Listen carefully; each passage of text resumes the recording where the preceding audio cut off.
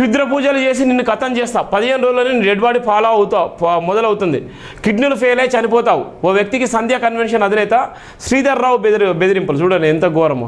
సంధ్యా convention చాలా కోటిష్వుడు శ్రీధర్ రావు, సంధ్యా convention ఏమిటి బాధితుడు ఉన్నటువంటి నేపథ్యం. క్షుద్ర పూజలు చేసి నిన్ను కథం చేస్తారట. చూడు ఆడ పెద్ద కోటిష్వుడు, రియల్ ఎస్టేట్లో టాప్ పొజిషన్ ఉన్నటువంటి సంధ్యా convention owner.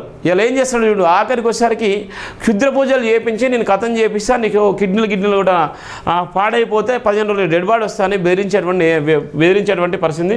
Social media audio viral అవుతుంది. సంధ్యా కన్వెన్షన్ అధినేత శ్రీధర్ రావు మరో వివాదంలో చిక్కుకున్నారు. తాజాగా ఆయన ఓ వ్యక్తిపై బెదిరింపులకు పాల్పడిన ఆడియో వైరల్ అవుతుంది. మాకంటి గోపినాథ్కు క్షుద్ర పూజలు చేసి కథం చేసినట్టు నిన్ను కూడా కథం చేస్తా అంటూ వార్నింగ్ ఇచ్చారు. 15 రోజుల్లోనే నీ డౌన్ ఫాలో అవుతుందని, కిడ్నీలు ఫెయిల్ అయ్యి చనిపోతావని హెచ్చరించారు. నువ్వు ఎంత, నీ బ్రతుకెంత, నీ భార్య వారం రోజుల్లో విధవరాలు అవుతుంది అంటూ కీలక కామెంట్ చేయడంతో పాటు బూతులు సైతం తిట్టారు.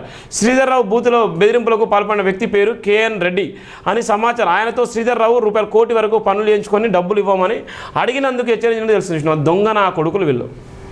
ఇలాంటి కొడుకులు కొన్ని లక్షల కోట్ల రూపాయలు ఉన్నాయి. లక్షల కోట్ల రూపాయలు. సంధ్యా కన్వెన్షన్ అంటే లక్షల కోట్ల రూపాయలు.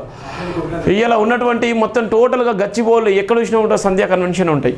ఎక్కడ చూసినా కూడా రియల్ ఎస్టేట్ రంగంలో ఇలా ఉన్నటువంటి వెలమల రెడ్డిలు టాప్ పొజిషన్ ఉన్న నేపథ్యం ఉంది. ₹1 కోటి పని చేయించుకొని కనీసం డబ్బులు అడిగితే క్షుద్ర పూజలు చేసి నేను చంపేస్తామని ఒక భయం అయినటువంటి ఆడియో రిలీజ్ చేసినటువంటి దౌర్భాగ్యమైన పరిస్థితిలో ఉన్నాడు. అలానే మాగంటి గోపినాథ్ను కూడా చంపింది మేమే మీ క్షుద్ర పూజలు చేసినటువంటి సందర్భంలో. మరి దీని మీద మాగంటి గోపినాథ్ సంబంధించినటువంటి అభిమానులు కానీ, ఆ కుటుంబ సభ్యులు కానీ, ఇలా ఉన్నటువంటి కేఎన్ రెడ్డి సంబంధించినటువంటి రెడ్డి సామాజిక వర్గం కానీ ఏ విధంగా స్పందిస్తుందో మరి చూడాలి. మరి ఉన్నటువంటి సంధ్యా కన్వెన్షన్ వదిలిన శ్రీధర్ రావుకి నిజంగా మంత్రాలు వస్తాయా? మరి లేకపోతే ఆయన మంత్రాలు వేసేటువంటి సందర్భంలో ఆయన మంత్రాలు వేసి అందరిని చంపేస్తాడా? లేకపోతే ఉన్నటువంటి రేవంత్ రెడ్డి కూడా మంత్రాలు వేసి నిజంగా ఆయన పదవిని గుంజుకుంటాడా మళ్ళీ కేసీఆర్ ఉపయోగపడడానికి?